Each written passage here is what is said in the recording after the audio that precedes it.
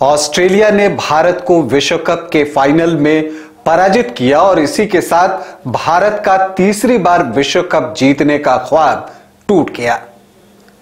Final का result आने के बाद दुख है, निराशा है।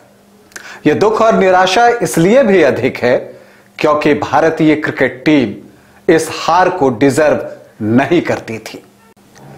पूरे विश्व कप में पॉजिटिव अप्रोच रखने वाले रोहित शर्मा की आंखें आंसू डिजर्व नहीं करती थी।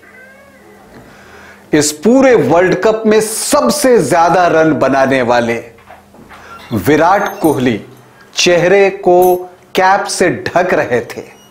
ये विराट कोहली डिजर्व नहीं करते थे। भारत के एक से एक धुरंधर खिलाड़ी जिन्होंने बारी बारी से सभी टीमों को पीटा, उनका मायूस देखना दुखद था। ये खिलाड़ी मायूसी डिजर्व नहीं करते थे। फाइनल के बाद बहुत सारे सवाल मन में उठ रहे हैं। सिराज का फूट फूट कर रोना देखकर कलेजा मुंह को आ गया। फाइनल के बाद जैसा मैंने कहा, बहुत सारे सवाल मन में हैं जो पूछना है। किससे पूछूं?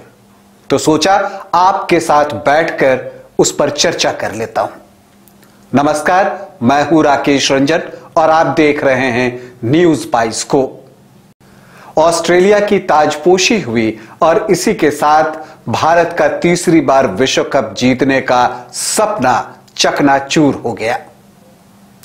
आमतौर पर भारतीय टीम जब हारती है तो अंदर एक गुस्सा होता है, पर पता नहीं क्यों इस बार वो गुस्सा नहीं है। एक खेल समीक्षक और खेल पत्रकार होने के नाते आमतौर पर मैच के बाद हम मैच के विश्लेषण के लिए बैठते हैं और अगर भारतीय टीम हारती है तो उसकी कमियों को उजागर करते हैं और बड़ी तल्ख टिप्पणी करते हैं और तल्खी से उन बातों को सामने रखते हैं और तल्खी से ही भारतीय टीम की आलोचना भी करते हैं। विश्व कप फाइनल के बाद भी हमारा कार्यक्रम हुआ। उस कार्यक्रम में मैं भी बैठा, लेकिन पता नहीं क्यों मैं उस तल्खी से जो है भारतीय टीम की आलोचना नहीं कर सका।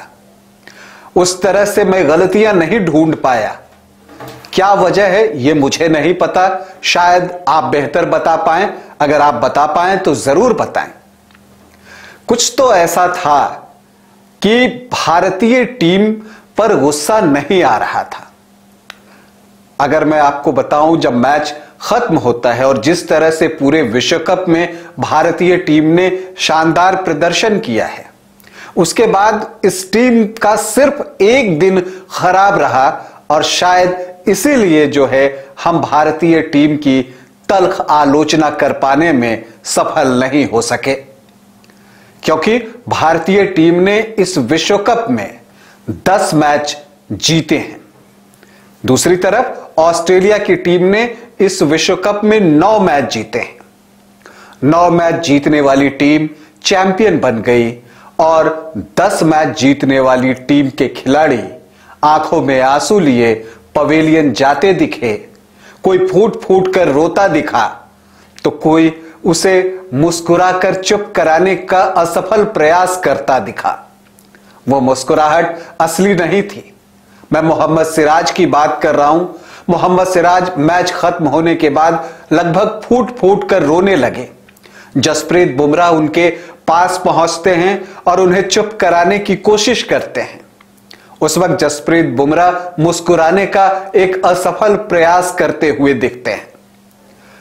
रोहित शर्मा बिल्कुल बोझिल कदमों के साथ आंखों में आंसू लिए पवेलियन की सीढ़ियां चढ़ते हुए दिखते हैं। विराट कोहली आंखों में आंसू को छिपाने के लिए, दिल के दर्द को छुपाने के लिए, दुख को छुपाने के लिए कैप से अपना चेहरा ढक लेते हैं। ये चीजें जो है देखकर बहुत ही लोग जो है वो भावुक हो गए हैं। पूरी भारतीय टीम मायूस दिखी। केएल राहुल घुटनों के बल बैठ गए थे। लेकिन ये क्रिकेट है और कहते हैं कि cricket is a funny game. तो ये मजाक ही तो था कि जिस टीम ने इस विश्व कप में सबसे शानदार प्रदर्शन किया वो टीम खिताब जीतने से चूक गई। क्रिकेट एक क्रूर खेल है, क्रूएल गेम आप कह सकते हैं, जहां भावनाओं के लिए कोई जगह नहीं। जो टीमें बेहतर प्रदर्शन करती हैं उन्हें इनाम मिलता है, लेकिन भारतीय टीम सबसे ज्यादा मैच जीतने के बाद भी सिर्फ एक दिन खराब खेलने की वजह से विश्व कप का ताज हासिल नहीं कर सकी। और इस बात का दुख खिलाड़ियों को भी है और दर्शकों को भी है। देखिए, आप कई तरह की बातें कर सकते हैं। मैं बताऊं, जब मैच के बाद मैं कार्यक्रम के विश्लेषण के लिए बैठा था तो मेरी इच्छा थी कि मैं रोहित के आउट होने के तरीके की आलोचना करूं, तल्ख टिप्पणी करूं कि उन्होंने कैसे अपना विकेट थ्रो कर दिया। लेकिन मैं ये तल्ख टिप्पणी करता इससे पहले मुझे उनके पीछे के मैचेस में खेली गई पारियां याद आने लगी। उन पारियों में भी तो उन्होंने इसी तरह से बल्लेबाजी की थी, न शतक की चिंता की थी न अर्धशतक की। उनके सेल्फलेस अप्रोच की ही तो हम तारीफ कर रहे थे इससे पहले, उनके फियरलेस क्रिकेट की ही तो तारीफ कर रहे थे हम इसके पहले। फिर सिर्फ इसलिए कि फाइनल हम हार गए, उनकी इस पारी की आलोचना मैं कैसे कर सकता था? इसलिए मैं कर नहीं पाया और मुझे लगता है कि कार्यक्रम में जितना मुझे तल्ख होना चाहिए था मैं नहीं हो सका। विराट कोहली जिस तरीके से आउट हुए वो बताता है कि दिन उनका नहीं था। प्लेड ऑन हुए, गेंद ऊपर थी और वहां से वो जिस तरह से आउट हुए, आप इस बारे में कुछ कर नहीं सकते। फिर मैं उनकी आलोचना कैसे करता? नहीं कर पाया। हां, यह बात सच है कि फाइनल में कुछ कमियां रह गई, कुछ गलतियां भी हुई। तो अगर गलतियां न हो तब तो टीमें हमेशा जीतती ही रही। और क्या जीतने वाली टीम गलती नहीं करती? क्या ऑस्ट्रेलिया से कोई गलती नहीं हुई?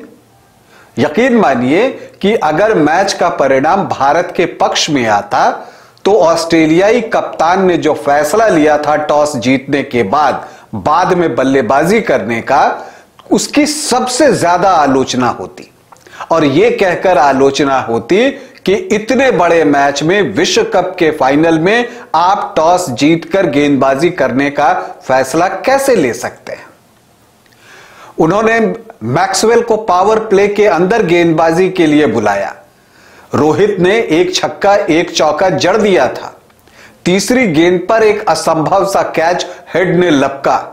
अगर वो नहीं हुआ होता तो समझिए कमिंस के उस फैसले की कितनी आलोचना होती। लेकिन ये क्रिकेट है, लग गया तो तीर, नहीं तो तुक्का। और आप कहते हैं कि जब आपकी योजनाएं सफल हो जाती हैं तो वो बेहतर योजना है, और जब सफल नहीं होती तो उसे योजना मानना भी मुश्किल हो जाता है।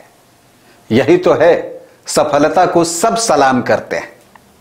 लेकिन मैं बस यही कहना चाहता था कि पता नहीं क्यों मैं भारतीय क्रिकेट टीम की आलोचना फाइनल में इस हार के बाद भी नहीं कर पा रहा हूं। जो कर रहे हैं उनसे माफी चाहूंगा, और जो भारतीय टीम के साथ हैं मैं भी उनके साथ हूं, क्योंकि मुझे इस टीम पर विश्वास है। रोहित शर्मा के आंखों में जो आंसू आए, विराट के आंखों में जो आंसू थे, सिराज जिस तरह से फूट फूट कर रो रहे थे, यह उनकी कमजोरी की निशानी नहीं है। यह बताता है कि वो कितने दिल के साथ क्रिकेट खेल रहे थे, देश के लिए खेल रहे थे। आमतौर पर हम सभी आलोचना करते हैं कि क्रिकेटर्स पैसे के पीछे भागते हैं।